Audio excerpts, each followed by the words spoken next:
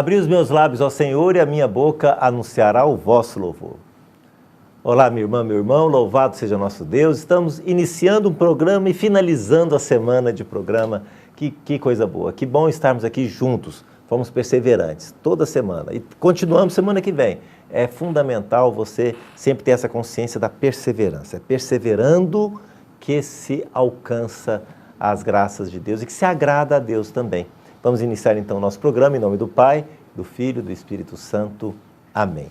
Colocando toda a nossa vida, todo o nosso coração na presença de Deus por intercessão de nossa Mãe, Maria Santíssima.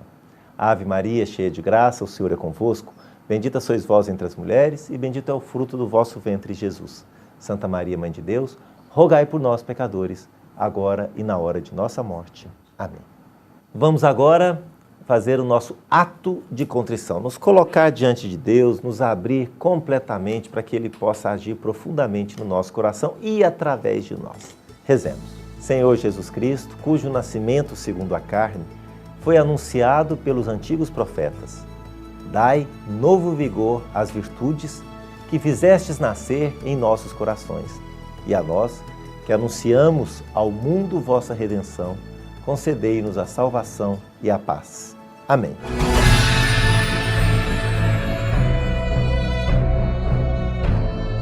Durante toda esta semana, pedimos a graça para que a salvação de Deus chegue a todos pelas mãos de Maria. Hoje, de forma muitíssimo especial, nós pedimos ao Senhor para que todos nós possamos entender que viver o advento é acolher Jesus nos braços de Maria, que é o bem maior que o bem que nós podemos fazer. Que o Senhor fique conosco, para que a cada dia a nossa conversão seja fruto do Espírito agindo em nós. Rezemos juntos o Salmo 66. Que Deus nos dê a sua graça e a sua bênção, e sua face resplandeça sobre nós.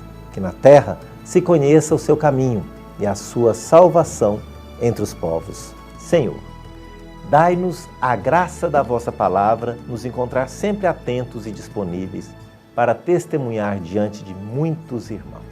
E este é um momento muito especial, um momento em que nós clamamos a Deus, o seu Espírito Santo, para nos preparar para ouvirmos a palavra de Deus pregada, acolhermos ela em seu coração, fazer com que ela se enraize em nossa vida e aí podermos dar uma resposta para o mundo, uma resposta corajosa conforme a vontade de Deus para cada um de nós. Vamos juntos clamar o Espírito Santo de Deus. Rezemos. Vinde, Espírito Santo, enchei os corações dos vossos fiéis e acendei neles o fogo do vosso amor. Enviai o vosso Espírito e tudo será criado e renovareis a face da terra. Oremos. Ó Deus, que instruístes os corações dos vossos fiéis com a luz do Espírito Santo, fazei que apreciemos retamente todas as coisas, segundo o mesmo Espírito, e gozemos sempre de sua consolação. Por Cristo, Senhor nosso.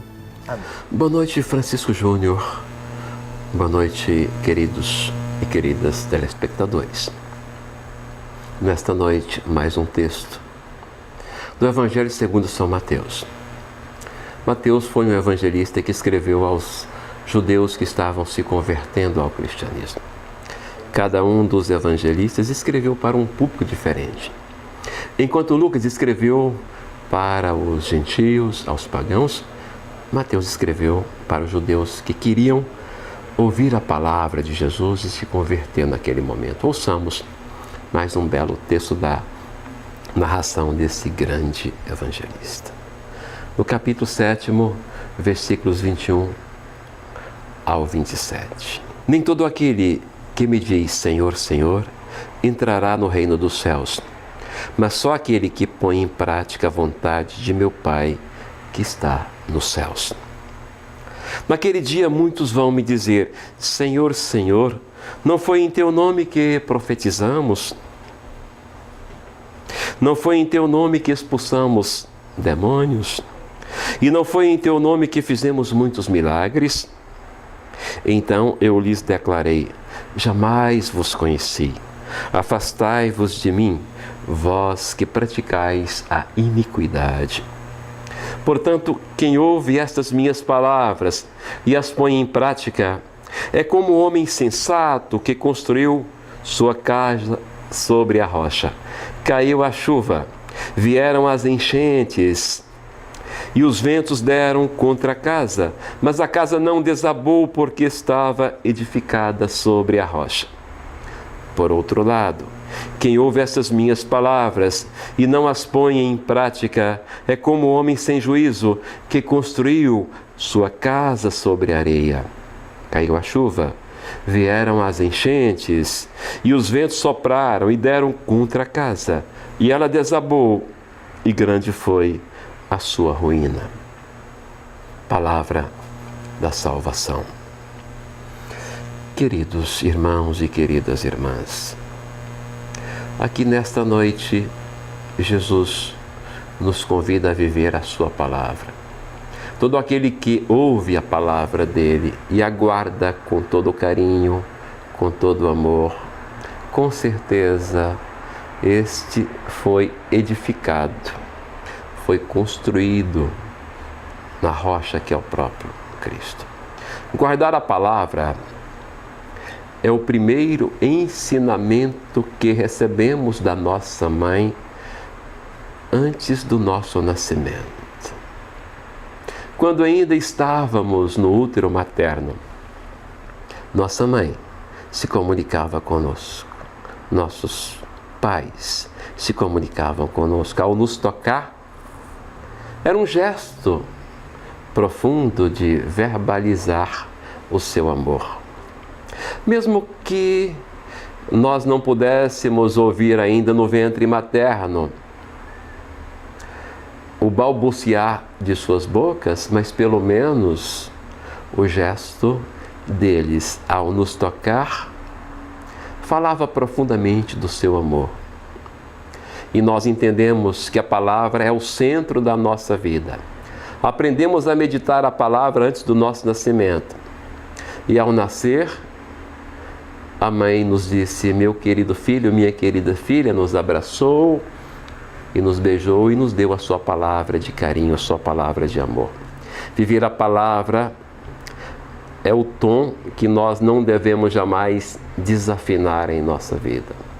Por isso, o Evangelho segundo São João nos ensina: no princípio era o Verbo, a palavra era Deus e a palavra se fez carne. E Jesus hoje nos pede a viver esta palavra.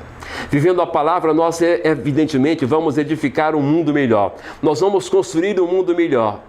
Nós vamos construir um mundo que podem vir as tempestades da maldade, podem vir os ventos do desprazer, podem vir as enchentes para nos sufocar, que jamais este mundo vai nos abafar, vai nos tirar a palavra que nós ganhamos do Senhor. Antes mesmo que nós nascêssemos, antes mesmo do nosso nascimento, antes que fôssemos formados no ventre materno, nós já tínhamos recebido a palavra de Deus.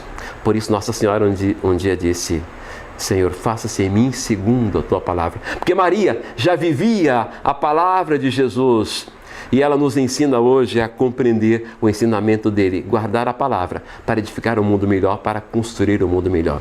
Que hoje você possa olhar o mundo ao seu redor, que nós possamos, melhor, olhar o mundo ao nosso redor e verificar se as nossas mãos puderam construir um pedaço deste mundo com a palavra que vem de Jesus. Amém. Senhor, dá-nos a graça de, movidos pela tua palavra, que não paremos. Ao contrário, que estejamos motivados para levar a tua palavra até onde ela precisa chegar.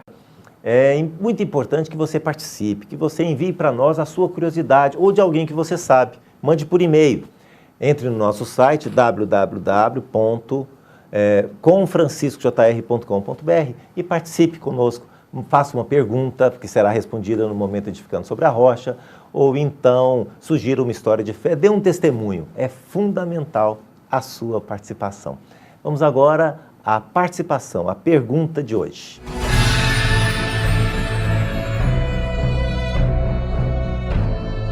E no momento edificando sobre a rocha, nós acolhemos a participação da Raquel, do Parque Ateneu, que pergunta assim: Francisco Júnior, quem inventou o presépio? Raquel, o evangelista Lucas é o único a narrar com detalhes o nascimento de Jesus. Isso está em Lucas capítulo 2, versículo de 1 a 7. Esta passagem inspirou o bem-aventurado Francisco de Assis, que, comovido e identificado com aquela pobreza da Gruta de Belém, criou nas cavernas de um monte de sua região aquilo que hoje chamamos de presépio. Portanto, São Francisco foi o primeiro idealizador do presépio. Não podemos esquecer que o sentido primeiro da palavra presépio é estábulo, estribaria, curral. Você pode aprofundar no livro Advento e Natal, do padre José Bertolini, da página 22. Isso é muito interessante. Na Europa se comemora o Natal de diversas formas. Uma experiência que eu achei muito interessante na Espanha. Na Espanha, eles chamam o Natal eles chamam o presépio, eles lá têm concursos de presépio, é muito bonito. Tem presépio para todo lado. O Natal eles chamam de Noite Boa. Olha que interessante. Noite Buena. Então, a noite boa é a noite que nasce Jesus. E lá eles não têm o costume de dar presente no dia de Natal. É a tradição que eu achei mais interessante. Lá eles não, porque essa história de Papai Noel é uma história mais americanizada, na verdade, vindo ali da Alemanha, daquela região lá, que é o Santa Claus, que era um bispo, né? Que era caridoso com as crianças. Lá na Espanha, eles fazem um negócio que eu achei muito legal. Eles vivem intensamente o presépio, a cena do Natal, a Sagrada Família, o ambiente que nós temos que preparar para que Jesus nasça. Então, eles estimulam isso nas escolas, nas ruas, mas eles trocam presentes no dia 6 de janeiro, que é feriado nacional, que é o dia da Epifania do Senhor, o dia que os reis, os chamados reis magos, visitam Jesus e oferecem presentes. Cada presente tem um significado que a gente pode trabalhar depois, que é o incenso, o ouro e mirra. Então, nesse dia que os reis levam presentes para Jesus, as crianças são estimuladas pelos pais no supermercado, elas escrevem cartinhas, não para Papai Noel, elas escrevem as cartinhas para os reis. E os dias de trocar presente é no dia da Epifania, no dia que celebramos a Epifania do Senhor, no dia 6 de janeiro, no dia em que os reis visitam Jesus, dão a ele presentes e também distribuem presentes para as crianças que foram boas durante o ano. Interessante, né? A gente sabe que o presente tem para nós também um sentido muito importante, que é a presença de Jesus. Quando nós damos um presente para alguém, nós estamos desejando que Jesus seja presente naquela família, ao lado daquela pessoa durante todo o ano que se passa. Vamos rezar agora com... lembrando que hoje é dia de Santa Luzia, vamos rezar com Santa Luzia. Rezemos. Ó Santa Luzia, que preferistes que vossos olhos fossem vazados e arrancados para não renegar a vossa fé. Foste, por Deus constituída protetora contra as doenças dos olhos. Protegei nossos olhos e conservai nossa fé. Amém. Porque todos nós podemos ser santos.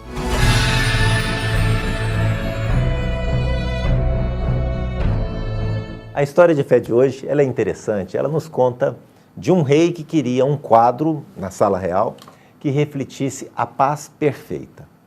Levaram 2 quadros de 2 artistas muito famosos que foram encomendados para pintar essa cena. Um trouxe um lago muito azul, que nele refletiam montanhas, os pássaros voando, tudo muito, muito bonito. Até de olhar, as pessoas se acalmavam. Então imaginaram, está aqui a paz perfeita. O outro ator, o outro autor, o outro pintor, quando destampou o seu quadro, ficaram impressionados com o que viram.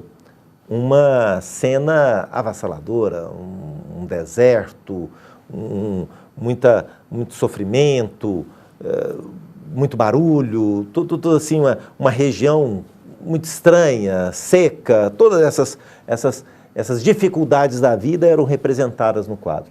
Porém, o rei, no primeiro momento, ficou muito assustado, porém, quando ele percebeu que num galho que saía de uma árvore, um ninho, e nesse ninho, um pássaro com seu ninho, com sua ninhada, com seus filhotinhos, em paz. A mamãe passarinho cuidava dos passarinhos.